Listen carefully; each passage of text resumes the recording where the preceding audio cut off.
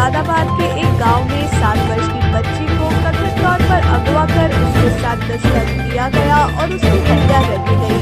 police ने रविवार को ये